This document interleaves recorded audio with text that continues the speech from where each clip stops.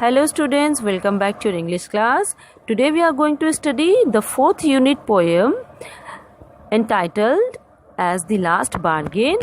It is from your English NCERT book Honeydew. Before going into the reading of the poem, let's discuss the title first. What is the meaning of bargain?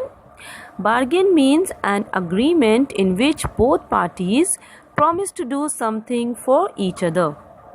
In Hindi, you can say the meaning of bargain is सौदा करना या फिर मोल तोल करना.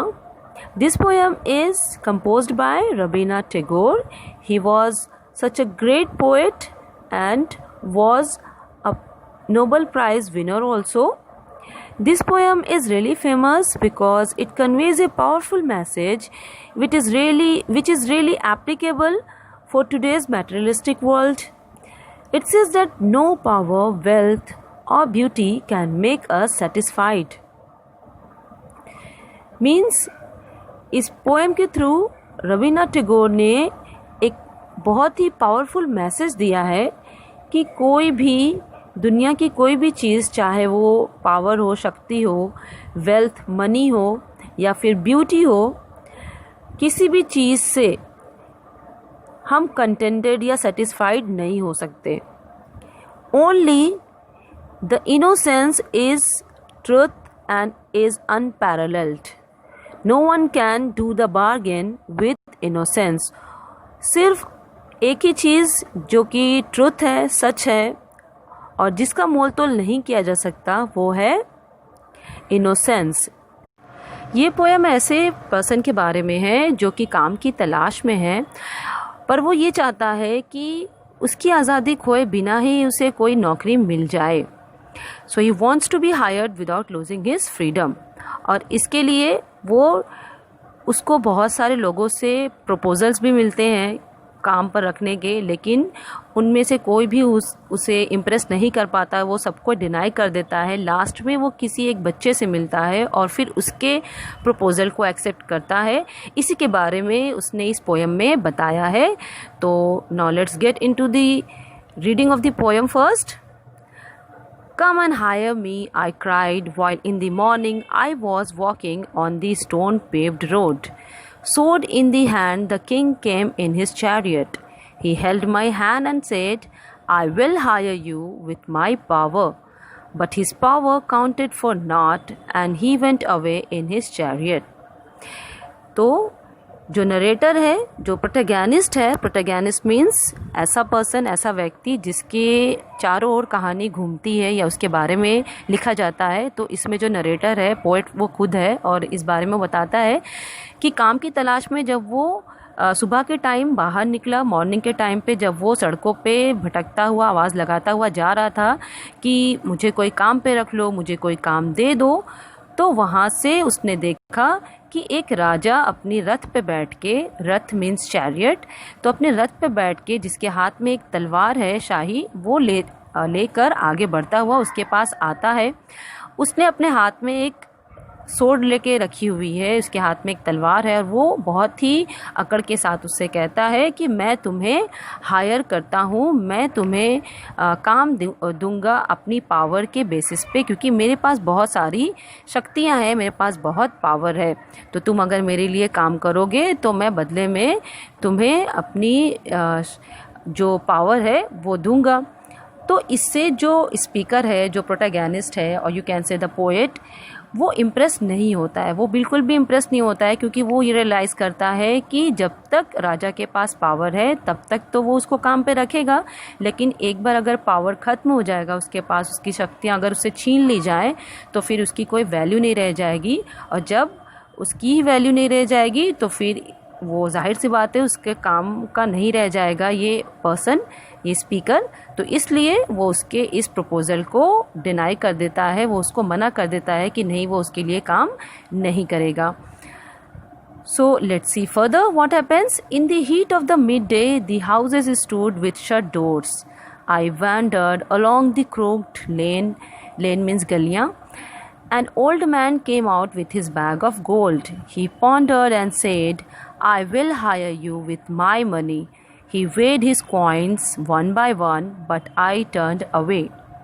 तो आगे क्या होता है कि सुबह के टाइम वो निकला था काम के तलाश में। अभी दोपहर हो चुकी है और इस वक्त गर्मी बहुत बढ़ चुकी है। लोग अपने घरों की खिड़कियां और दरवाज़े बंद कर चुके हैं क्योंकि गर्मी बहुत ज़्यादा है। तो इस वक्त वो क्या है, गलियों में भटकता हुआ काम की तलाश में आवाज़ लगाते हुए जा रहा है कि कम एंड हायर मी, कोई मुझे काम पे रख लो।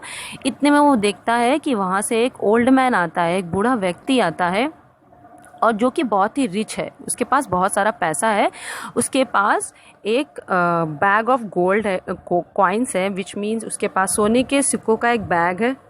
और वो बहुत ही सोच के फिर उससे कहता है कि ठीक है, मैं तुम्हें काम पे रखता हूँ।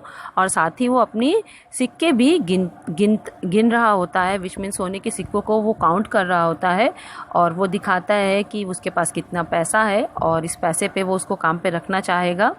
लेकिन इससे भी, यानी कि इन पैसों को देख के भी स्पीकर बिल्कुल भी इम्प्रेस नहीं होता है, वो बिल्कुल भी आकर्षित नहीं होता है उन पैसों को देख के, और उसके इस प्रस्ताव को, उस प्रपोज़ल को वो इनकार कर देता है, ठुकरा देता है।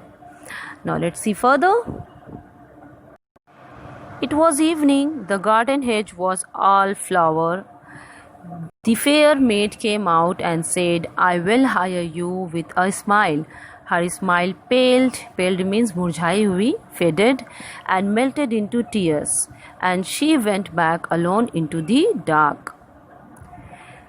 तो अभी क्या है कि शाम का टाइम हो चुका है, दोपहर से अब शाम हो चुकी है। और वो एक जो सड़क के किनारे जो गार्डन होते हैं उसमें सिर्फ फूल ही फूल खिले हैं हर तरफ से। तो वहाँ पे वो देखता है कि एक बहुत ही ब्यूटीफुल लड़की, एक ब्यूटीफुल लेडी आती है उसके पास, बहुत ही सुंदर। और क्योंकि इस वक्त शाम हो चुकी है और सब तरफ जो एक ब्यूटी आपको शाम को देखने को मिलती है, इवनिंग के टाइम पे मौसम बहुत अच्छा लगता है। तो इस टाइम पे हर जगह पे फूल खिले हुए हैं और साथ ही वो जो लेडी आई है वो ब्यूटीफुल भी है और उसके फेस पे बहुत ही बड़ी सी स्माइल है। स्माइल मीन्स वो मुस्कुरा रही होती है। तो वो मुस्कुराते हुए उससे कहती है कि ठीक है, मैं तुम्हें काम पर रखती हूँ, मैं तुम्हें काम पर रखना चाहूँगी। वो उसको ये प्रपोज़ल देती है कि मैं बदले में अपनी मुस्कान तुम्हें दे सकती हूँ काम के। तो पोएट को उस वक्त ये रियलाइज़ होता है कि लेडी की जो स्माइल है, ये जो ब्यूटीफुल लेडी की जो स्माइल है, जो मुस्कान है, वो बिल्कुल फेक है, विच मीन्स कि इसके पीछे उसके आंसू छुपे हुए हैं। वो जो मुस्कुरा रही है, उसकी जो ये मुस्कुराहट है वो बिल्कुल फेडेड है, मीन्स मुरझाई हुई है, इसमें कोई रियलिटी नहीं है। इसके पीछे ज़रूर कोई ना कोई रीज़न है और इसके पीछे वो अपने आंसुओं को छुपा रही है। तो ये बात स्पीकर को रियलाइज़ हो जाती है और इसलिए वो उसका जो प्रस्ताव है, जो प्रपोज़ल है, वो ठुकरा देता है, क्योंकि उसे ऐसा फील हो जाता है कि अभी ये, क्योंकि इसकी जो खुद की स्माइल नहीं है, ये सिर्फ छुपा रही है अपने आंसुओं को। तो एक बार अगर